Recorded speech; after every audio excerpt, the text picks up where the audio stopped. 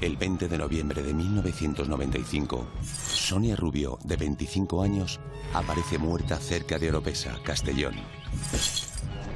En el transcurso de un año, otras 4 jóvenes siguen su misma suerte. La alarma social cunde en toda la provincia ante la posibilidad de que tras los crímenes se encuentre un asesino en serie.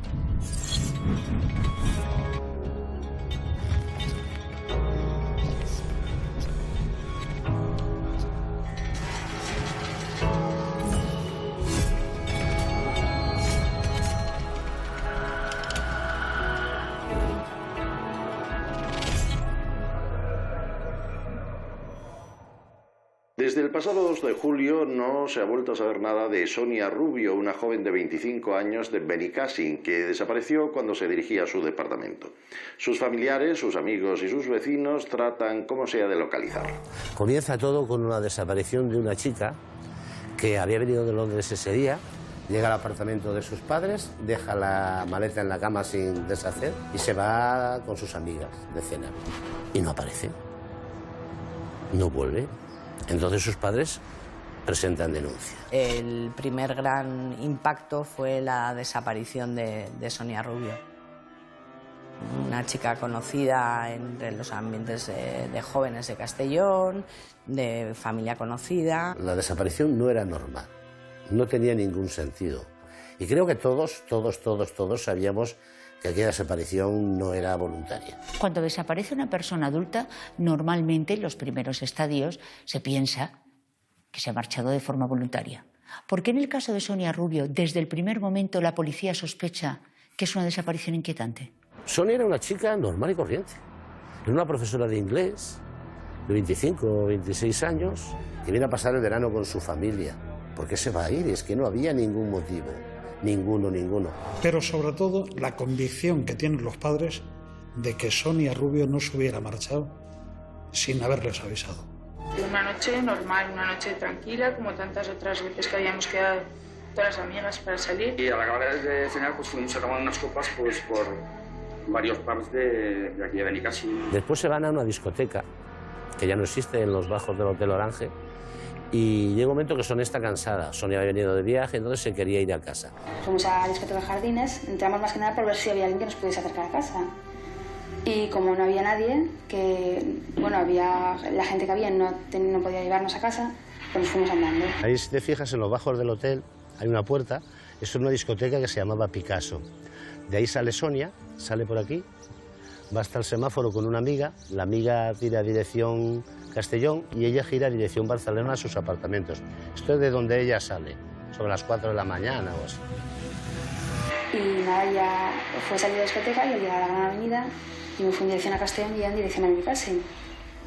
Y nada, y la verdad es que lo extraño es que había gente, que aunque es una hora de la tarde, pero vamos, cualquiera que conoce Benicàssim y que vive en la Gran Avenida sabe que hay jaleo a esas horas de la noche por allí. Y no había... nada extraño. Aparte de los testimonios de los amigos, lo que queda muy claro es que la relación de Sonia con sus familiares es muy estrecha y muy buena. Nadie de su entorno entiende qué es lo que ha podido pasar. Sonia hacía lo que normalmente era su rutina, pasear por un lugar amplio, con buena visibilidad, donde pasa mucha gente. Quizás se había subido en el coche de algún extraño, había aceptado una invitación de alguien que no era conocido. Pasan los días, Sonia no aparece, entonces la gente se moviliza. Empiezan las concentraciones y queremos que vuelva Sonia, queremos encontrar a Sonia.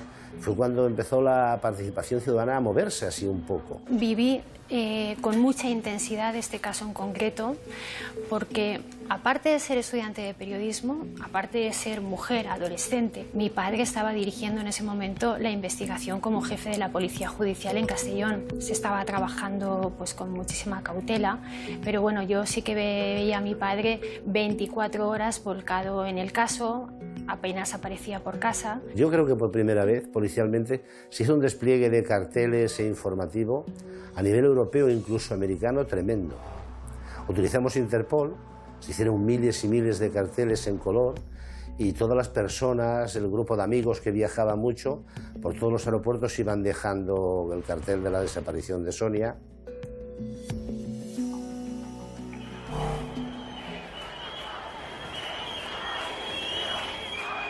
prácticamente toda la provincia de Castellón se vuelca a la hora de buscar a esta persona.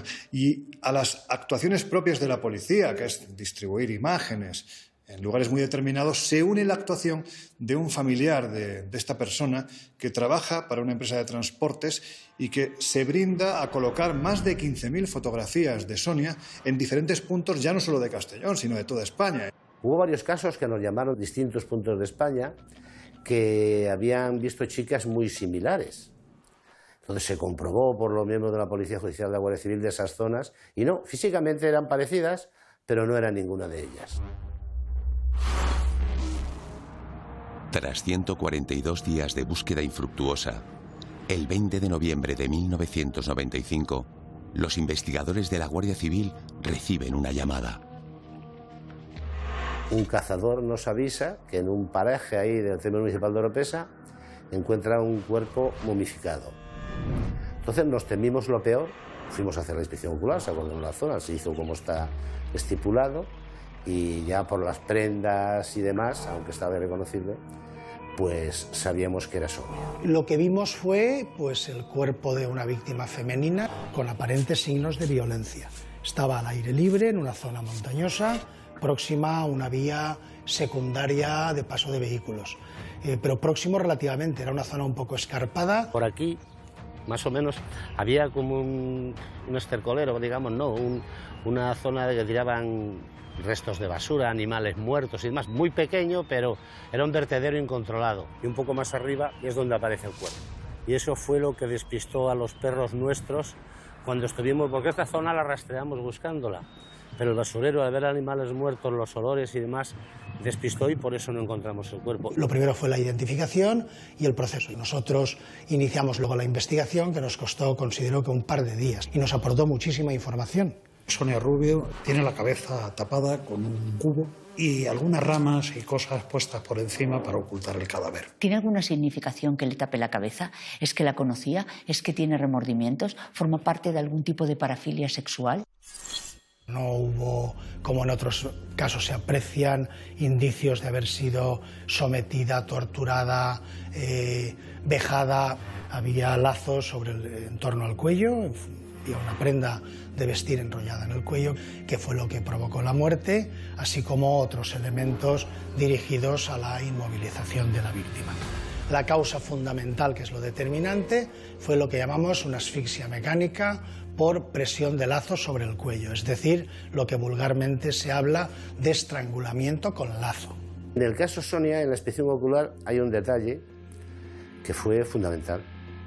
Sonia tenía en la boca cinta aislante. Esa cinta aislante se recoge, se manda a analizar al laboratorio criminalística y nos dicen que esa medida de cinta no se comercializa en España. Se trata de una cinta que no tiene el ancho habitual, que es de 19 milímetros. En este caso se trata de una cinta que tiene 18 milímetros. Entonces nos tiramos casi un año trabajando con todos los fabricantes de cinta de todo el mundo, una persona concretamente dedicada a eso, y no se fabricaba esa medida. Entonces ahí estábamos perdidos. ¿De dónde ha sacado esta cinta con esta medida? Aquí había 3 escenas. Obviamente la escena donde aparece Sonia no es el lugar donde le han acabado con su vida. Es la escena secundaria, es el lugar donde han abandonado el cadáver.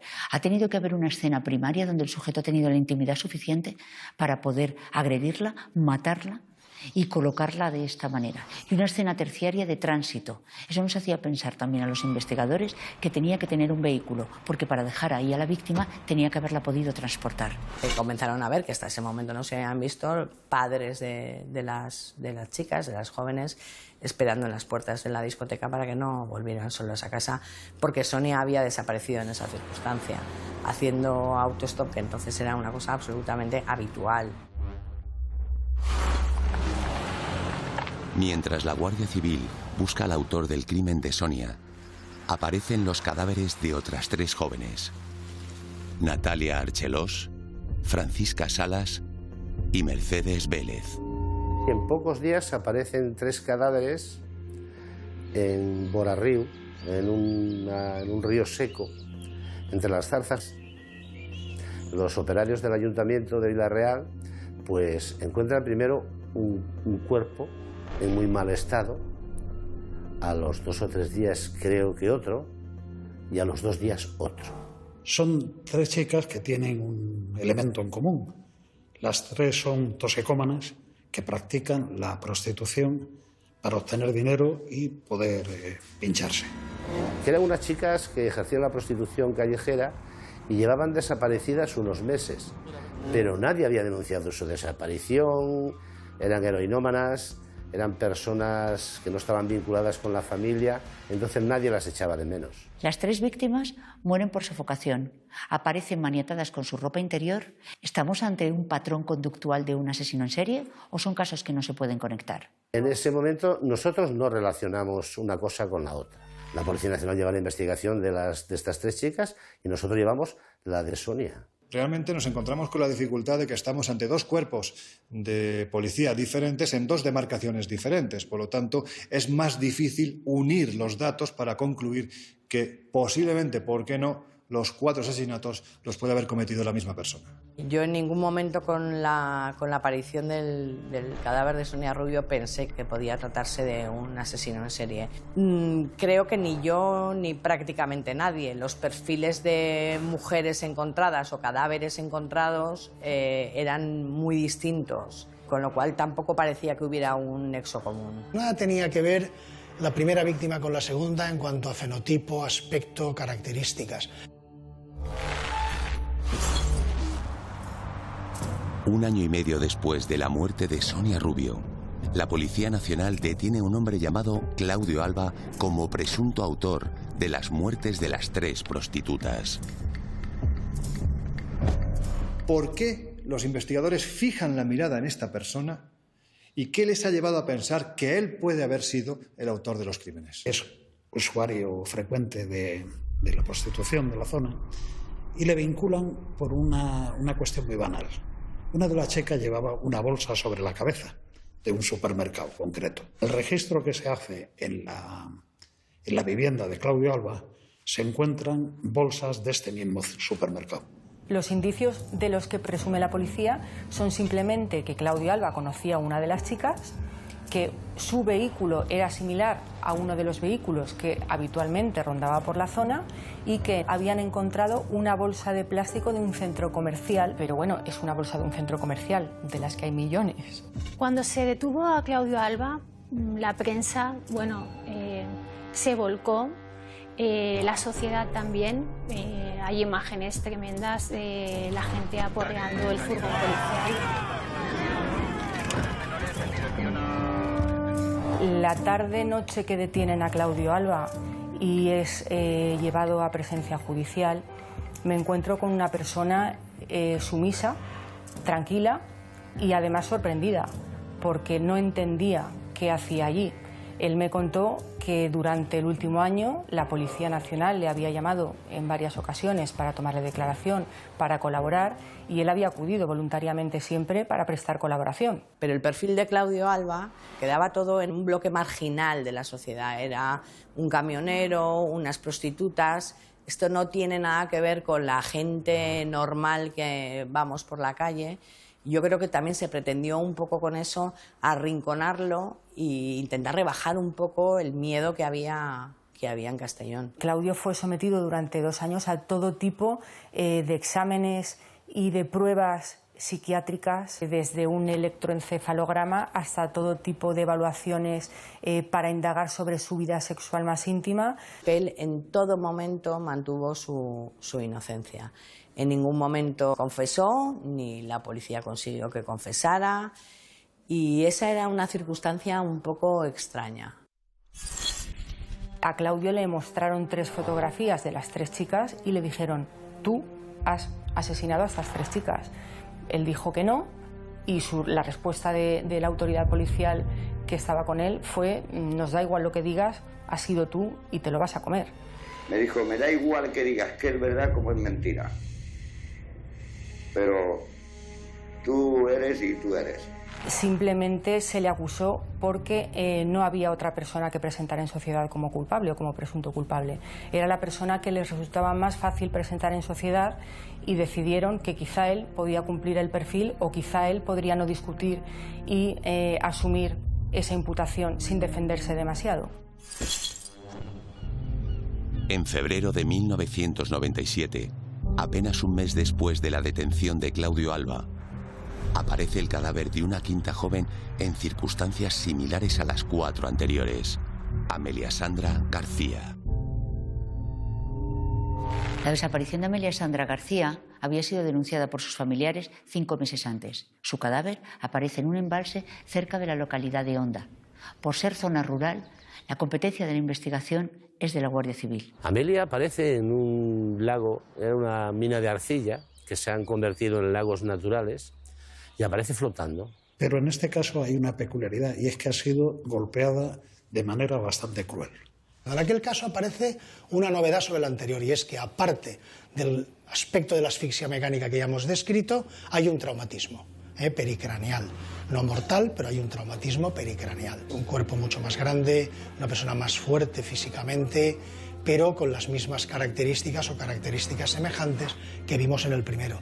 La gran diferencia fue que era un cadáver reciente, muy próximo a su desaparición. Estamos hablando de una persona joven que aparece desnuda, que las manos literalmente han sido atadas por su propio sujetador, la violencia que se ha ejercido con ella es tremenda.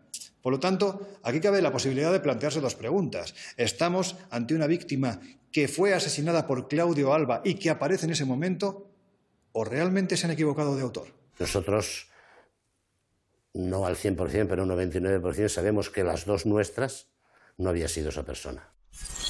5 meses después de ingresarlo en prisión, nos vamos al mes de junio del año 1997, se celebra una vista en la audiencia provincial y ese mismo día la propia audiencia provincial acuerda que se ponga en libertad de inmediato a Claudio Alba y ese mismo día se acuerda y se le pone en libertad. Estoy contento porque sé que se está aclarando esto y que bueno, que sabéis que soy inocente y que en fin, por fin pues se va a aclarar algo. Mi conciencia la tengo sana y segura de que soy inocente de lo que me han metido. Después de 5 meses en prisión y 2 años y medio a disposición judicial, cabría plantearse quizás si Claudio Alba no fue una víctima más de este caso. Porque claro, ¿en qué situación quedó esta persona? Claudio perdió su puesto de trabajo porque estuvo prácticamente 2 años a disposición de la autoridad judicial para cuanto hiciera falta y además tenía que ir a firmar una vez a la semana porque estaba en libertad provisional. Claudio perdió su casa porque vivía de alquiler y durante 1 año contó con la ayuda económica de familiares y amigos, pero finalmente se terminaron los recursos de todos. Claudio perdió su vehículo porque su coche lo requisó la policía para investigar y cuando lo recuperó estaba absolutamente destrozado. Su nombre y su imagen se habían visto fuertemente dañadas. Se le había presentado como el asesino en serie de Castellón, como el autor de crímenes execrables y terribles contra las víctimas. Todos teníamos ganas de que encontraran a un asesino. Había muchísima presión social, muchísima, y se fue a por el eslabón más débil. Un trabajo de la policía tampoco no se cuestiona. Claudio Alba sufrió un vapuleo social, moral, judicial, fiscal, policial, sin precedentes. Una vez recibió la indemnización, transcurrieron pocos meses hasta que falleció. Lo realmente inquietante es que si Claudio Alba no era el asesino, ¿quién estaba matando a mujeres en Castellón? Era un hombre libre y fuera del radar de los investigadores. La investigación parece encontrarse en un punto muerto. La Fiscalía de Castellón solicita entonces el apoyo del cuerpo de élite de la Guardia Civil, la Unidad Central Operativa. La sección de homicidios de la Unidad Central Operativa interviene no en todos los casos de homicidio que puede haber en España, sino en casos muy particulares. Siempre hablamos de hechos de una gravedad o bien extrema, o bien que se haya causado una gran alarma social, o bien que intervengan menores, múltiples víctimas. En fin, casos bastante complejos y que no estén resueltos, lógicamente. Por primera vez en la historia de la investigación criminal en España se recurría a la perfilación criminal, es decir, a la realización de un retrato psicológico del sujeto que estaban buscando a través de los datos que podían extraerse del estudio de las escenas de sus crímenes y de sus víctimas, lo que llamamos un perfil criminal. Se hacen dos tipos de perfilado. Por un lado, el perfilado criminal para ver quién podía ser el autor, qué tipo de modus operandi tenía, si tenía algún tipo de firma, y por otro lado el perfil geográfico. ¿Cuáles eran las zonas de actuación del presunto autor o autores de los hechos? Los dos tipos de perfilados son policiales, inéditos hasta la época en España, no se había hecho, no existía ningún grupo en la Guardia Civil ni en Policía en España que se dedicara al perfilado criminal. En ese momento hay varios sospechosos, digamos, pero quieren que con un criterio más técnico alguien les ponga claramente la flecha de donde tienen que ir dirigidas todas sus investigaciones. Estos dos perfiles fueron complementados con otros dos informes periciales, que fue la emisión de un informe al FBI, y por otro lado recurrimos también a la universidad, en concreto a la Universidad de Valencia, a través de Vicente Garrido Genovés, psicólogo de la Universidad de Valencia, para que nos echara también una mano, nunca mejor dicho, ¿no? Una mano más a esta investigación que en principio resultaba bastante compleja. Había como dos tipos de víctimas. Unas víctimas que se dedicaban a la prostitución y luego dos chicas que no formaban parte de ese ámbito.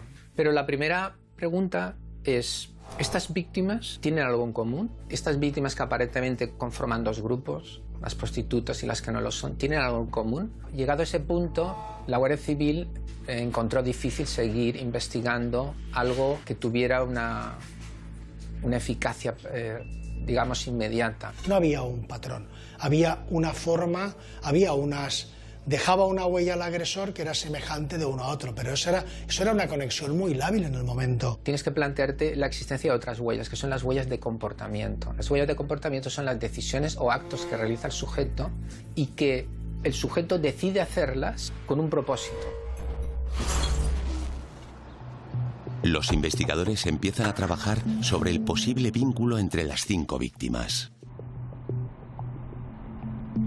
Entonces, una hipótesis importante es, ¿tú consideras a todas las mujeres prostitutas? A partir de ahí llegué a la conclusión de que las víctimas vinculaban los crímenes, porque el sujeto consideraba a todas las mujeres como prostitutas.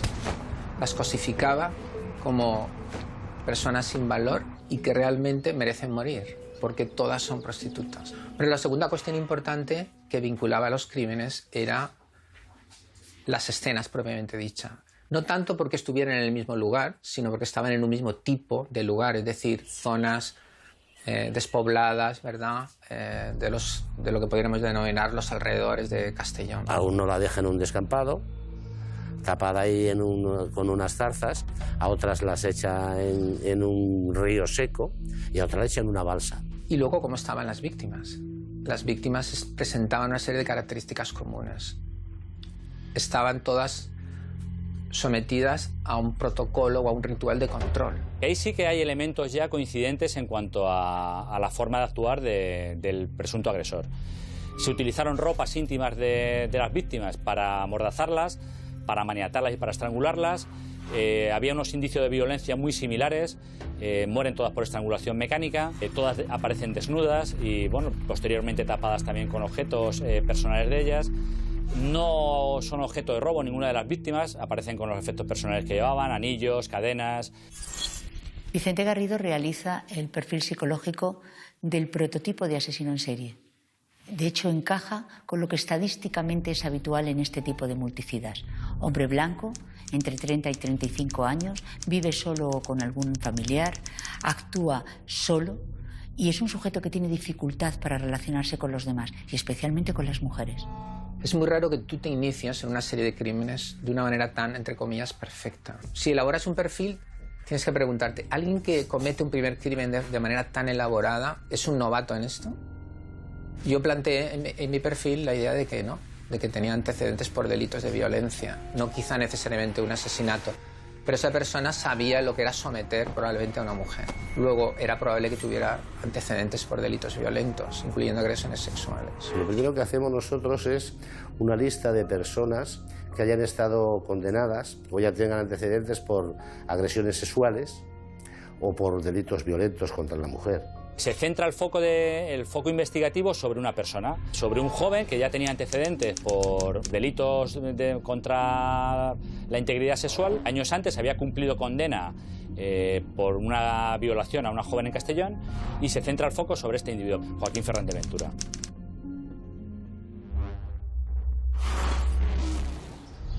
En 1990, Joaquín Fernández Ventura había sido condenado a 14 años de prisión por haber violado a una joven en la provincia de Castellón.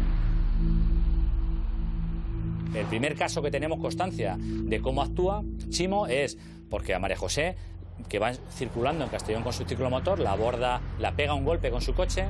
Se ofrece él mismo para llevarla al hospital porque le ha causado unas lesiones y en realidad lo que hace es la sube en su coche y en vez de ir al hospital la aparta hacia un huerto de naranjos donde la viola. Dentro de las tipologías de violadores, Chimo encajaría, Joaquín Fernández, en el campo de los que buscan poder. Los poderosos son sujetos que en el fondo tienen baja autoestima y a través del control y la dominación de la víctima obtienen nutrir, subir esa autoestima que tienen tan mermada. Él nunca reconoce ni ante su familia, ni ante los funcionarios, ni en el juicio que se celebra al respecto que él pueda haber sido el autor de una agresión sexual hacia una joven. Durante los años que está ingresado en prisión solamente se relaciona con funcionarios. Él se dedica a la lectura, a jugar al ajedrez, no se relaciona con lo que él, bueno, bajo su punto de vista son gente inferior a él, son delincuentes. Él no se considera un delincuente, él no es chusma.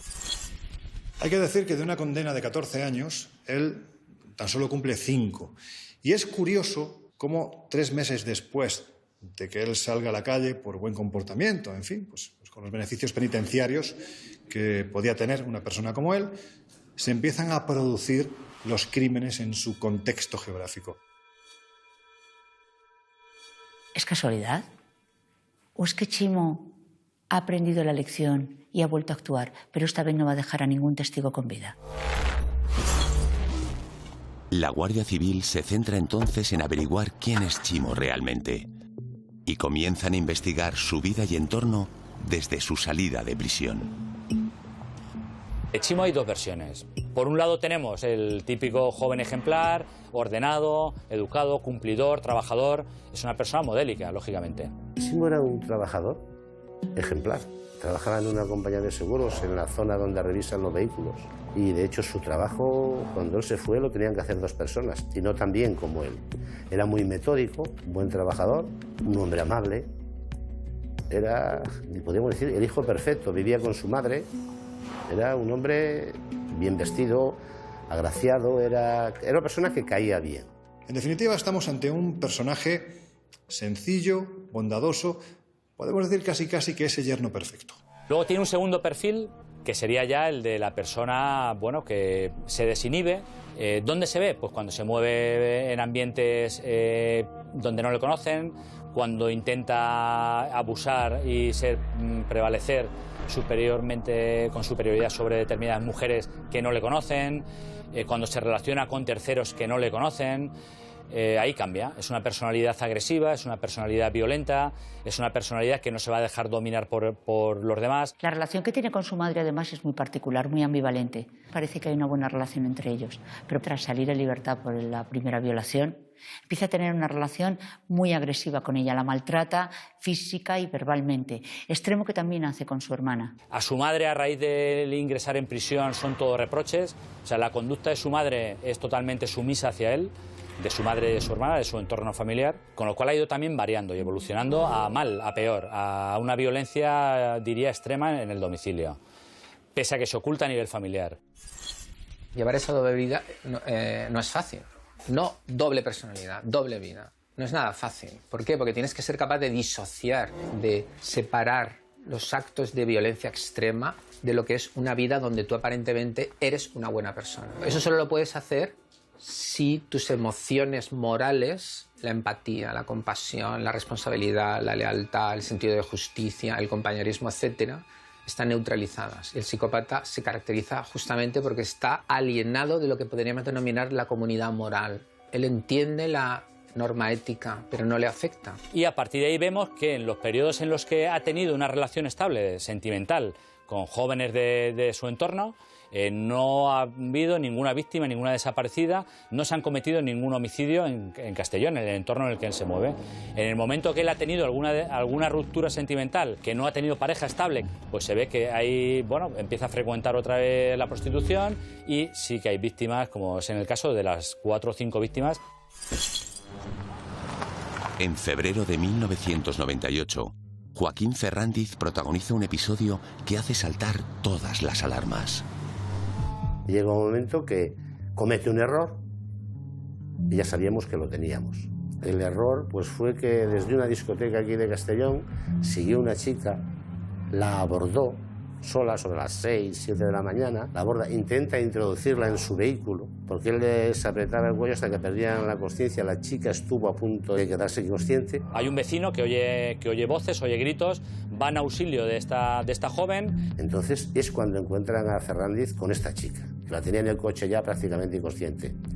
¿Y qué pasa? ¿Qué pasa? Dice, entonces él sale y le dice, no, es que es mi novia, me ha puesto los cuernos, estamos discutiendo, no sé qué, no sé cuánto. Llaman a la policía interviene, lógicamente. La joven tiene muy claro que no tiene ningún contacto ni ninguna relación con Chimo y a partir de ahí sí que se pone ya el objetivo sobre esta persona. El agresor, como es consciente de que tiene antecedentes y que pueden dar con él, decide ser proactivo y se presenta en la comisaría para preguntar si ha sido denunciado por su exnovia porque ha tenido con ella una cierta pelea. Él es muy hábil. Él se presenta en la comisaría, le dice lo que ha pasado, una discusión con su novia, pues en vano, aquí no hay ninguna denuncia, te puedes ir, y se va. Teniendo la certeza policial de que podía ser el autor de los hechos, Joaquín Fernández Ventura, se montan unos dispositivos de seguimiento y de vigilancia sobre el mismo, centrados principalmente los fines de semana. Y muy especialmente cuando él se quedaba solo, porque él salía con los amigos, pero llegaba un momento que se desvinculaba de los amigos. Entonces esos momentos para nosotros eran elementos de tensión porque pensábamos que podía agredir a alguna otra joven y lógicamente no podíamos permitir que hubiera ni mucho menos una agresión sexual y mucho menos todavía que se pudiera cometer un homicidio por una imprudencia policial. A partir de ahí es cuando nos pegamos a su lado las 24 horas del día. No lo dejábamos, él no lo sabía. Pero entonces nosotros estábamos a su lado porque teníamos miedo que repitiese o estábamos convencidos de que iba a repetir. El 12 de julio de 1998, los agentes son testigos de un nuevo intento de asalto a una joven por parte de Chimo. Este será un episodio definitivo para incriminarlo. Él salía con su novia, la dejaba en casa una hora prudencial y él se iba, como yo defino siempre, de caza. Se monta un dispositivo sobre él y es más, ese dispositivo policial no era un dispositivo cualquiera. Se habían metido mujeres guardias civiles en el entorno de Chimo para ver si de alguna manera podíamos ver algo más de la personalidad o del modus operandi que tenía Chimo con respecto a las mujeres cuando se encontraba solo. Y en este caso pues aparece una joven a la que él pues sigue. La ve en una discoteca, sale de la discoteca detrás de ella, cada uno en su vehículo. Sí, este es el recorrido que hicimos esa noche desde la discoteca hasta donde para la chica a comprar tabaco y aparca. El coche que va de seguimiento, ninguno de ellos se acerca a él. Se aprovecha, cualquier persona que vaya circulando con su vehículo se lo utiliza y se le pone en medio. Y es lo que llamamos en el argot policial poner un coche de bocadillo. Tú no pierdes de vista el objetivo, pero siempre detrás de él hay un coche distinto. Y nunca es ninguno de nosotros. Sigue hasta otro local de ocio, de la zona de Benicàssim, y bueno, pues se queda observándola de una manera ya muy directa. Vemos que él está ahí detrás del coche, del suyo, se acerca a otro coche y asoma la cabeza. Yo estaba en aquel lado. Desde aquel lado lo veía que levantaba la cabeza y se agachaba. Y ya perdíamos la visión sobre su persona. La joven, después de entrar en este segundo local, vuelve a acceder a su vehículo, empieza a circular, lógicamente, para ir a su domicilio, donde fuera la joven. Llegaría tarde, era de día. Sale zumbando, sale muy deprisa. Y entonces él sale detrás. Y entonces otro de los coches de seguimiento por el canal interno nos dice: le ha quitado el aire a las ruedas. Por eso se agachaba, o estaba agachado desinflando la rueda y miraba por si venía. Entonces la chica, que era novata, llega a una zona que estaban en obras y había gravilla, e iba a tanta velocidad que vuelca. Y en ese momento, el coche que iba detrás, que era Joaquín Ferrandiz, acude a auxiliar a la persona que había tenido el accidente. Era su modus operandi, provocar un accidente y salir de pronto a ayudar a la víctima. La mete en su coche y se la llevaría para abusar de ella. Pero en esta ocasión, el coche que va detrás de Joaquín Ferrandiz es la Guardia Civil, que le están vigilando. Hay un agente del equipo de seguimiento que llega a introducirse en el vehículo de Chimo y se dirigen en el vehículo de Chimo, la víctima, Chimo conduciendo, y un agente de la Guardia Civil hasta el hospital de Castellón, donde es asistida. Y entonces también ellos se bajan a auxiliar a esa víctima e impiden que la víctima se suba sola en el coche de Joaquín Ferrandiz, y ellos también acuden al hospital. Lógicamente, Joaquín Ferrandiz no puede consumar su violación y se va. Pero claro, la Guardia Civil ha visto con sus propios ojos cómo intentaba cazar otra víctima. Yo creo que el gran error de Chimo fue precisamente abandonar su control. Él intenta volver a sentir algo que echaba de menos, y es precisamente ese poder omnívodo de decidir, controlar, ver el miedo de la víctima en sus ojos y finalmente matarla. Y él no puede resistir mucho más tiempo del que lo hace. Por parte de la autoridad judicial y por parte de Fiscalía se determina que esta persona no puede estar en la calle porque es un peligro. En ese momento se decide que hay que detenerle rápidamente, porque en cualquier descuido Joaquín Ferrandiz podía matar a otra chica. La Guardia Civil detiene a Joaquín Ferrandiz Ventura como presunto autor de las muertes de las 5 jóvenes. A finales de julio de 1998, Chimo ingresa en prisión. Yo creo que se lo estaba esperando. Él sabe que ha cometido, o sabía en ese momento que había cometido errores, y bueno, simplemente ni lo justifica ni no lo justifica. Es una persona fría, primero te evalúa y luego habla contigo. Entonces, bueno, él evaluó la situación, se mantuvo callado, y simplemente el decir que con él no iba a esta película. Cuando se supo que el asesino era Joaquín Ferrandiz, fue tremendo, porque no cumplía con el perfil de lo que la gente imaginaba que era un asesino. Él hacía una vida normal, era un trabajador ejemplar, era un vecino ejemplar, tenía su novia. ¿Quién se iba a imaginar que Joaquín Ferrandiz era el asesino en serie de Castellón? Cuando lo tuve más cerca y hablé con él y eso, fue cuando lo excarcelamos para registrar su domicilio. Ahí fue cuando yo tuve a Ferrandiz cerca. Un Ferrandiz hermético, distante, cerrado, tenso, pues estamos haciendo un registro en su domicilio. Y eso le molestaba mucho, porque él era el domicilio de su madre. De hecho, yo saqué, recuerdo, unas cartas y eso, y me lo reprochó. Dice, eso es privado.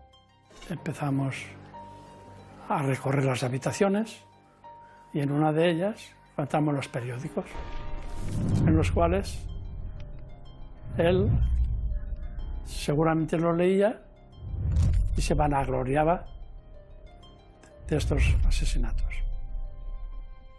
Y luego encontramos en otra habitación la cinta esa que no era estándar, aunque amordazaba a las mujeres.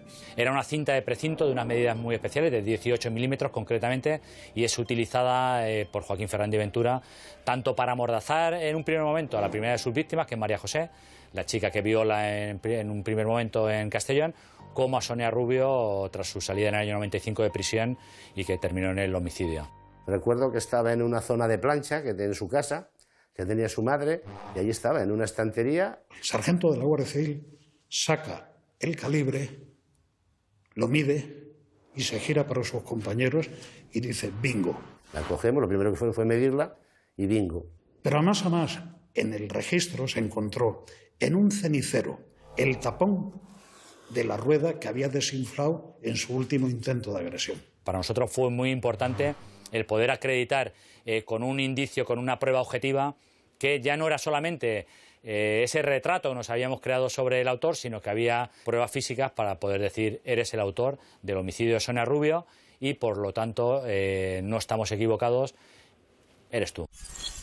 Durante el registro en la vivienda, la madre de Chimo en todo momento muestra pues una actitud, entiendo que lógica, que es la defensa de su hijo. Ella no puede creer que su hijo haya llevado a cabo esos terribles actos. Sin embargo, la policía es consciente de que ella misma, en algún momento, ha llegado a dudar de que su hijo no sea el culpable de los asesinatos. En una intervención telefónica que se le hizo, hablando con otra mujer, decía que había visto a su hijo cuando llegaba por la madrugada con la ropa manchada de sangre. Y él le dijo que era una pelea que había tenido con unos chicos. Pero efectivamente no era la pelea, era después del asesinato. A pesar de las pruebas de cargo en su contra, Joaquín Ferrandiz no reconoce inicialmente ninguno de los crímenes que se le imputan. De momento lo niega todo, pero era un señor muy inteligente, era un chico inteligente. En principio niega las imputaciones, pero termina reconociendo el asesinato de Sonia Rubio. Respecto a los otros 4 crímenes, no es que los niegue, pero dice no recordar nada. Entonces él me comentó, sí, está claro que yo maté a Sonia Rubio, porque las pruebas en ese caso le incriminaban, pero es que yo no me reconozco, ¿verdad? También dicen que he podido matar a otras, pero no recuerdo nada. Y yo le ofrezco una especie de estrategia. Le digo, mira, si es verdad que tú tienes amnesia, te explico que hay un sistema para ir intentando recordar si de verdad él había sido autor de los otros crímenes. Entonces le planteé diferentes ejercicios memorísticos. La labor de la Guardia Civil y, por supuesto, también del criminólogo van atando cabos, van uniendo esos eslabones que hasta ese momento han estado inconexos, ¿no?, en esta larga cadena de crímenes. Y finalmente, acorralado, Chimo no tiene más remedio que reconocer que él ha sido el culpable, el causante de estos 5 asesinatos. Cuando yo volví a verle, él me decía, mira, he recordado tal crimen, he recordado este otro crimen, ¿verdad? Entonces él recordó, entre comillas, los otros crímenes. Joaquín Ferrandiz no se derrumbó nunca. Él siempre mantuvo su compostura. Y él contaba hasta donde quería contar. No es que sea una persona que se derrumbe y te lo cuenta todo, no. Él iba por fascículos. En Castellón, la confesión de un detenido ha permitido esclarecer 5 asesinatos, los de 5 mujeres, en los 2 últimos años. La policía judicial dice que tiene la personalidad de un psicópata. Tras lograr la confesión de Joaquín Ferrandiz, la Guardia Civil realiza con él la reconstrucción de cada uno de los 5 crímenes.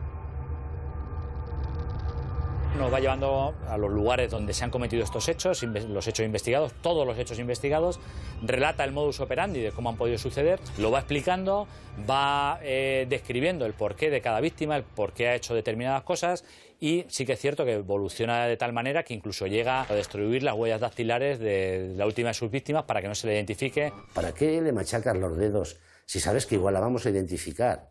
Dice, yo eso no lo he hecho. Digo, hombre, entonces, ¿quién se lo ha hecho? Entonces me dice, bueno, yo la llevé arrastrando. A lo mejor fue con el arrastre, se pudieron los dedos dañar. Digo, no, porque los dedos están así. Y estos estaban machacados uno por uno. Vamos, él evitaba siempre la crueldad. Eso nunca lo va a reconocer. Sí que tiene un contacto previo con todas sus víctimas. En el caso de las prostitutas de Borarriu, las conoce porque es una persona que frecuenta de forma habitual la prostitución callejera. La 5ª víctima, que sería Amelia Sandra, también tiene una relación de moverse en las mismas zonas, los mismos pubs, y Sonia Rubio Arrufat tenía amigos en común y conocidos en común que eran también conocidos y frecuentados por Joaquín Ferrandiz Ventura, en concreto en el barrio de Sequiol de Castellón. Ferrandiz acaba declarando lo que ocurre aquella terrible noche con Sonia Rubio, cómo la aborda, cómo la asesina, siempre partiendo de un previo, y es que él se acerca con la intención de auxiliar a esta chica, de ofrecerse para llevarla a su casa, y lo que resulta sorprendente es que en un momento determinado Sonia Rubio se acabará fiando de él. Eso fue el problema de Sonia. Bajaba a comprar tabaco a un pub, veía ahí a un chico agraciado, agradable, a lo mejor algún día hasta hablarían algo entre ellos, y se creía que era un conocido, que era de confianza, y era un asesino suelto.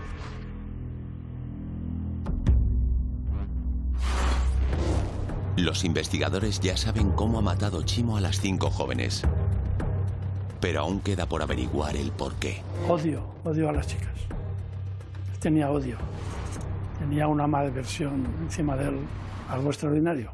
Chimo desde joven, 15, 16 años, escribía a menudo en sus diarios y reflejaba en ellos su ira y su frustración con muchas de las mujeres que le rechazaban. Esto posteriormente lo va a trasladar a sus actos criminales. Él es simplemente como un trofeo, el llegar a una mujer, el poder conseguirla y el poder dominarla. Si es rechazado por esta mujer, en sus diarios, y estoy hablando de una edad bastante temprana, de la adolescencia, para él es bueno, lo peor que le ha podido pasar en el mundo. ¿Por qué mataba a Chimo? Primero porque es un psicópata. Y quizás disfruta cuando la mujer se muere en ese último momento, pues él es cuando siente una satisfacción tremenda, un descanso. Como lo dijo en el caso de Sonia, dice que cuando ella dejó de respirar, él sintió una paz infinita. Yo creo que la historia de Chimo, su gran relato oculto, ¿verdad?, es la de otros muchos asesinos en serie. Y es la insatisfacción que le producía una vida convencional. Iba por la calle en el coche y iba siempre buscando, con la cabeza alta, siempre buscando a la víctima, mirando a ver dónde podía atacar. Si tú vives en un ambiente, digamos, ordinario, una vía que tienes es sentir un poder extraordinario, una fantasía donde la dominación del otro te proporciona una satisfacción egocéntrica brutal. Él tiene una relación con las mujeres como de dominación.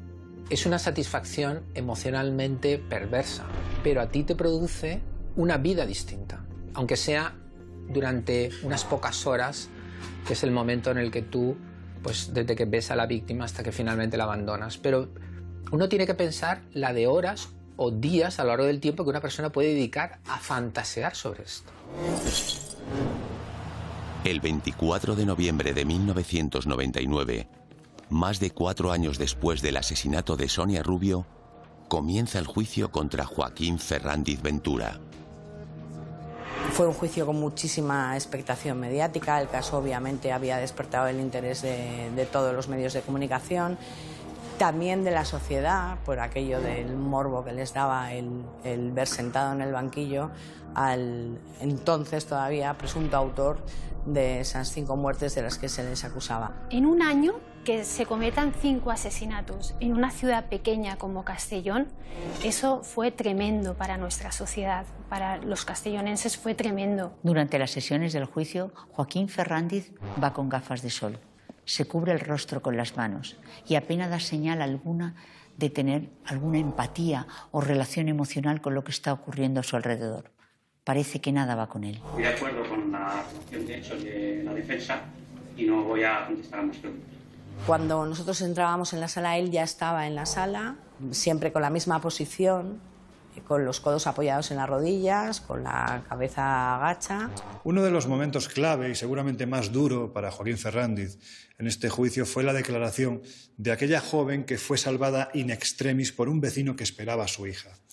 Esta declaración se produjo detrás de un biombo para preservar la identidad de la agredida y fue clave. ¿Por qué? Pues porque esta persona no solo contó lo sucedido, sino que además reconoció en la figura de Chimo al culpable de aquella agresión.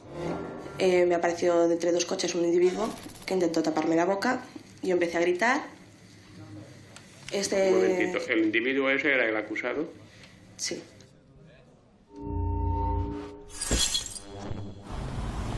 El 12 de enero de 2000, la Audiencia Provincial de Castellón firma la sentencia condenatoria contra Joaquín Ferrándiz Ventura. Ya hay sentencia en el juicio por el asesinato de 5 mujeres en Castellón. El acusado, Joaquín Ferrándiz, ha sido condenado a 69 años de cárcel. Además, tendrá que pagar 100 millones de pesetas a los familiares de las víctimas. Por desgracia, el desenmascararlo se tardó unos años y costó la vida a 5 personas. Pero no hay que tener miedo. Hay fórmulas y habrá controles. Pero si una persona cumple su condena, tiene que salir. Nos guste más o nos guste menos. Yo creo que potencialmente Chimo puede ser un peligro si no está controlado de algún modo. No sé cómo, no sé si somos capaces de controlar a una persona las 24 horas del día. La experiencia que tengo es que vuelven a salir de prisión y vuelven a reincidir con la misma contundencia y gravedad que lo han hecho años antes. Si yo tuviera que apostar, apostaría no mucho dinero, pero apostaría algo a que él, desde luego, en España él no reincidiría. Ahora, se va a Sudamérica, se va a África. Bueno, eso es otra historia, porque ahí nadie le conoce. Lo que nunca olvidaré de las veces que yo he hablado con él, que han sido unas cuantas, la normalidad. No podía ser una conversación tan normal. Es que te daban ganas de dejarlo andar, vete para casa. Eso es lo más preocupante de ese hombre, la normalidad. ¿Tiene la sociedad que aceptar un desafío de esta naturaleza? De que pueda o no pueda hacerlo. ¿Tenemos alguna garantía de que no lo va a volver a hacer? Joaquín Ferrándiz permanece encarcelado en el penal de máxima seguridad de Herrera de la Mancha, en Ciudad Real. Lleva 20 años entre rejas. En todo este tiempo no ha solicitado ningún permiso penitenciario. Su salida de prisión está prevista para el año 2023.